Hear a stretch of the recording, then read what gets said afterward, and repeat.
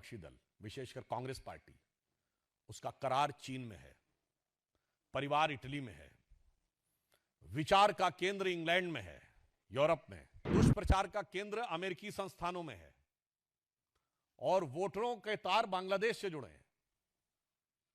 मैं पुनः यह कह रहा हूं, अब उनका यह असली चरित्र का चोला उतर गया है और वह पूरा चरित्र जनता के सामने तार तार हो गया है। बंगाल के चुनावों में राजनीतिक दृष्टि से करारी हार मिलने के बाद अनाप शनाप अनर्गल बयानों को देने के बाद भी जनता के द्वारा किसी भी प्रकार का जन समर्थन न प्राप्त करने के बाद आज सर्वोच्च न्यायालय ने एसआईआर, स्पेशल इंटेंसिव रिवीजन, यानी विशेष गहन पुनरीक्षण की प्रक्रिया को पूर्णतः संविधान सम्मत सिद्ध कर दिया है, स्वीकार कर दिया है।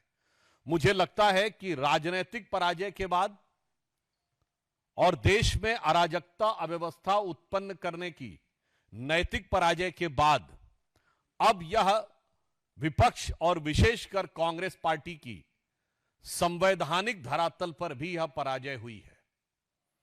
अर्थात हम स्पष्ट रूप से कह सकते हैं कि लोकतंत्र की समस्त संस्थाओं को अपनी अकर्मण्यता को ढकने के लिए, अपनी राजनैतिक अक्षमता को ढकने के लिए आरोपित करने, लांछित करने के सभी कुप्रयास आज सर्वोच्च न्यायालय के धरातल पर निष्फल और निष्प्रभावी सिद्ध हुए हैं।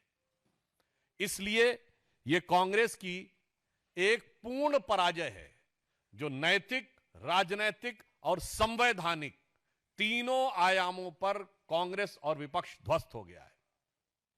After a decisive and massive defeat in Bihar and West Bengal, and after their nefarious design to instigate anarchy in the country and getting no response, so that was a moral defeat.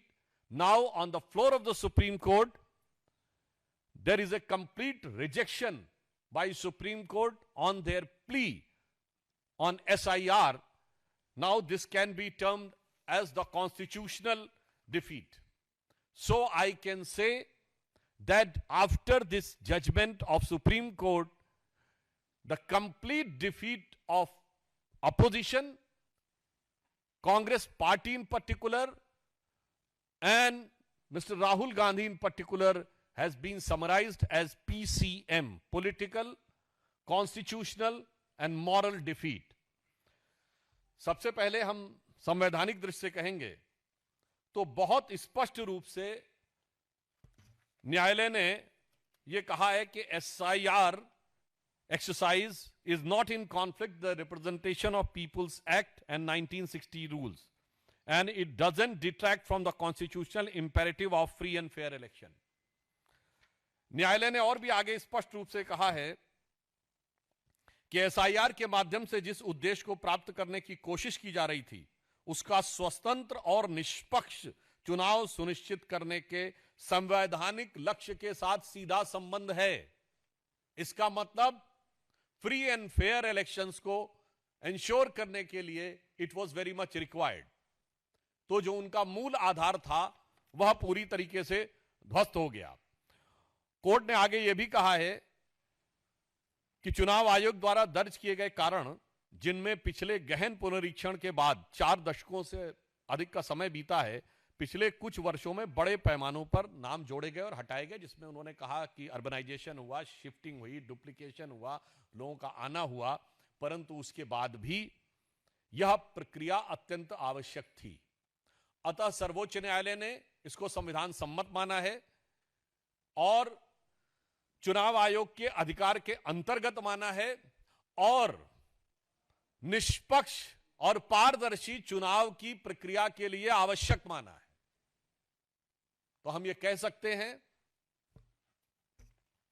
कि इंडी गठबंधन, जो सनातन धर्म विध्वंसक और घुसपैठिया संरक्षक है, उसका वास्तविक चरित्र आज उठकर सामने आ गया है। On the political ground I would like to ask, ये लोग क्या आपको कोई मेहनत करते हुए दिखाई पड़ते हैं? गृह मंत्री अमित शाह जी ने कहा कि मैं 25 दिन लगातार बंगाल में रहूंगा। राहुल गांधी जी कहां थे बंगाल में? चलिए, आप कह सकते हैं कि बंगाल में हम बहुत मेन क्लेमेंट नहीं थे, तो असम में तो आप मुख्य विपक्षी दल थे। कितने दिन रहे विपक्ष में वहां असम में जाकर? उसकी बजाय कहीं कार निकोबार में घूम रहे थे, कहीं वियतनाम में घूम रहे थे। मैं पूछना चाहता हूं यह बात नैतिक और राजनीतिक आधार पर। हमारे सभी प्रमुख नेता, हमारे पूर्व राष्ट्रीय अध्यक्ष नड्डा जी, वर्तमान राष्ट्रीय अध्यक्ष नितिन नवीन जी, इसके अतिरिक्त अमित शाह जी, इसके अतिरिक्त रक्षा मंत्री राजनाथ सिंह जी, तमाम लोगों की आपने वो बैठकें देखी होंगी, वो सम्मेलन देखे होंगे, जो शक्ति केंद्र और बूथ लेवल कार्यकर्ताओं के कार्यक्रम आपने देखे, मंडल अध्यक्ष स्तर लोगों के कार्यक्रम देखे। कांग्रेस में कितनी बार आपने बूथ लेवल कार्यकर्ताओं के सम्मेलन देखे? कितनी बार मंडल अध्यक्ष के सम्मेलन देखे? अर्थात काम कुछ नहीं करना, चुनाव के समय भी मन लगाकर कोई काम नहीं करना, फिर बाहर से जाकर कुछ बातें अनाप शनाप बोल देना और फिर यह सोचना कि उनको चुनाव जीत लिया जाएगा। मुझे लगता है देश की जनता यह समझ रही है। और इसका एक और खतरनाक अर्थ भी है। यह विषय सिर्फ यह नहीं है कि एसआईआर पे आरोप निराधार सिद्ध हुआ, विषय उससे ज्यादा गंभीर है। आज विपक्षी दल और मुख्य विपक्षी दल, विशेषकर कांग्रेस पार्टी, उसका करार चीन में है, परिवार इटली में है, विचार का केंद्र इंग्लैंड में है, यूरोप में, और दुष्प्रचार का केंद्र अमेरिकी संस्थानों में है, और वोटरों के तार बांग्लादेश से जुड़े हैं। मैं पुनः यह कह रहा हूं, करार के तार चीन से जुड़े हैं, विचारों के तार यूरोप से जुड़े हैं, दुष्प्रचार के तार अमेरिका से जुड़े हैं, परिवार के तार इटली से जुड़े हैं, और वोटरों के तार बांग्लादेश से जुड़े हैं। मुझे लगता है अब उनका यह असली चरित्र का चोला उतर गया है और वह पूरा चरित्र जनता के सामने तार तार हो गया है।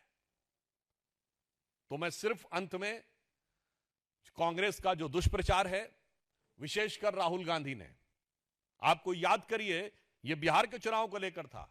बिहार के चुनाव में कितनी रैलियां की, कितनी बार उन्होंने विपक्षी दलों के लोगों को बुलाया। आपने स्टालिन को बिहार में बुलाया, जिनके लोगों ने बिहार के लोगों के बारे में क्या क्या नहीं बोला था। आपने उन रेवंत रेड्डी को बुलाया, जिन्होंने बिहार के डीएनए के बारे में क्या क्या नहीं बोला था, और उसके बाद हार का ठीकरा फोड़ दिया चुनाव आयोग पे। तो इसलिए मैं कांग्रेस पार्टी को और विशेषकर राहुल गांधी जी को कहना चाहूंगा, इस निर्णय के बाद उन्हें इंट्रोस्पेक्शन करना चाहिए और अपशब्दों की भाषा छोड़नी चाहिए। अपनी विदेश यात्राओं के भुगतान संतुलन में फंसकर जो मानसिक संतुलन खो बैठे हैं, उस संतुलन को पुनर्स्थापित करने का प्रयास करना चाहिए। तो मैं उनके लिए कहना चाहूंगा इस निर्णय के बाद कि वो पैरवी तो झूठ की करता चला गया, बस उसका चेहरा उतरता चला गया। वो पैरवी तो झूठ की करता चला गया, बस उसका चेहरा उतरता चला गया। रंगत समझ में आई मगर आई देर से, कच्चा था बहुत रंग उतरता चला गया। अब मैंने तो यह प्रश्न सामने रखा है, आपने कितनी बार उनको जिलाध्यक्षों के, मंडल अध्यक्षों के, बूथ केंद्रों के कार्यकर्ताओं के बीच में काम करते हुए देखा है? और तो और अपने ही वर्कर्स पे आरोप लगाते हैं। याद करिए, राहुल गांधी जी अहमदाबाद गए तो कहते हैं गुजरात में दो प्रकार की कांग्रेस है, एक कांग्रेस जो कांग्रेस के साथ है और एक कांग्रेस जो बीजेपी के साथ है। मतलब अपनी पार्टी के नेताओं को छोड़िए, कार्यकर्ताओं का भी ऐसा अपमान करने के बाद कोई सोचे। और मैं दूसरा कहना चाहता हूं, मैं कांग्रेस पार्टी से एक और सवाल करना चाहता हूं। आप सिर्फ विपक्ष में नहीं है, आप कई राज्यों में सरकार में भी हैं, और 3 राज्यों में तो आपकी अपने दम पे सरकार है, हिमाचल, तेलंगाना और कर्नाटक। जहां तेलंगाना और कर्नाटक तो समृद्ध राज्य हैं, आप मॉडल दीजिए ना, गवर्नेंस का मॉडल दीजिए। हम जब विपक्ष में थे तो प्रधानमंत्री श्री नरेंद्र मोदी जी ने गवर्नेंस का मॉडल दिया था। तमाम सरकारी जो इंडिकेटर्स थे उसमें उस समय की सरकार उसको स्वीकार करती थी, टॉप रैंकिंग्स में आते थे। कई प्रतिष्ठित पत्रिकाएं लगातार गुजरात को टॉप रैंकिंग स्टेट्स में देती थी। अब हमने मध्य प्रदेश में जो एग्रीकल्चर के प्रोड्यूस को फूड ग्रेन पूल्स में सबसे ऊपर तक पहुंचाया था। मध्य प्रदेश में ये लाडली लक्ष्मी योजना उसी जमाने में आई थी।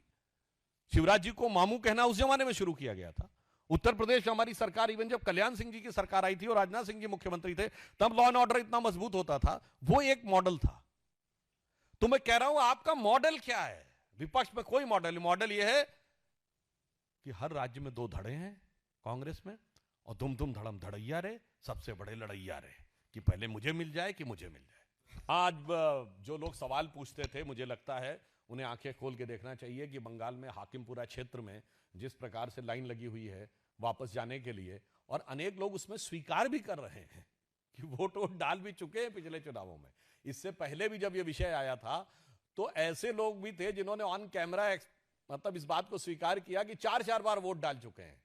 तो मुझे लगता है कि ज्यादा वोट के लालच में और घुसपैठियों के लालच में कांग्रेस को नहीं पड़ना चाहिए था।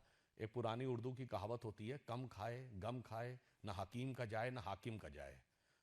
हाकिम का मतलब आप समझते हैं, ऑफिसर, पुलिस वाला, और हकीम मतलब डॉक्टर। तो कम खाओगे तो डॉक्टर के पास जाने की जरूरत नहीं है, गम खाओगे तो लड़ाई नहीं होगी, तो पुलिस के पास जाने की जरूरत नहीं पड़ेगी। तो इसीलिए मैं कह रहा हूं, हाकिमपुरा से उन्हें यह संदेश लेना चाहिए था कि अगर उन्होंने वोट का लालच थोड़ा कम खाया होता तो यह हाकिमपुरा का जो मुकाम है वो नहीं दिखाई पड़ रहा होता। और यह इस बात को प्रमाणित करता है कि गृह मंत्री अमित शाह जी ने जो बात कही वो अक्षरशः सत्य थी।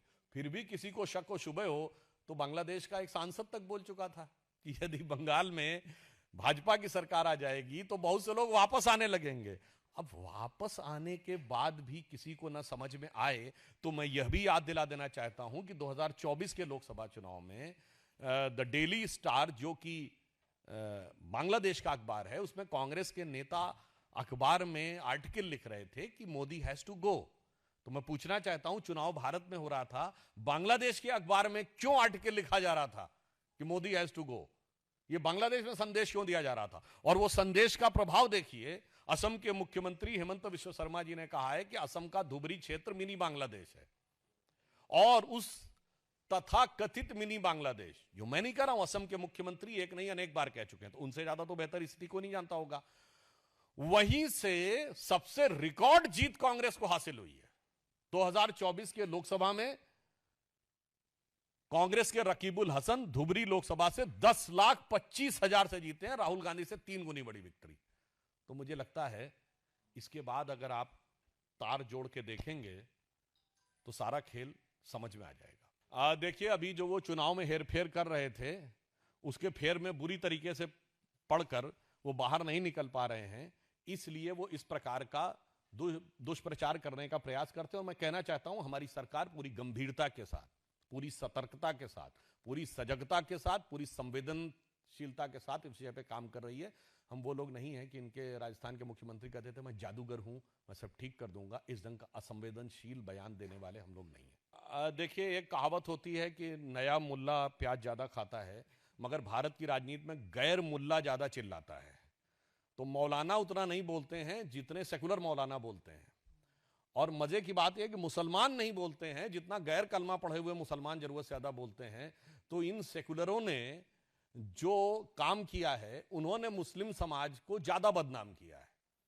उन्होंने कभी अच्छे सच्चे राष्ट्रवादी मुस्लिमों के साथ मुस्लिम समाज को नहीं जोड़ा है, सिर्फ अपराधी और आतंकवादी मुसलमानों के साथ जोड़ा है।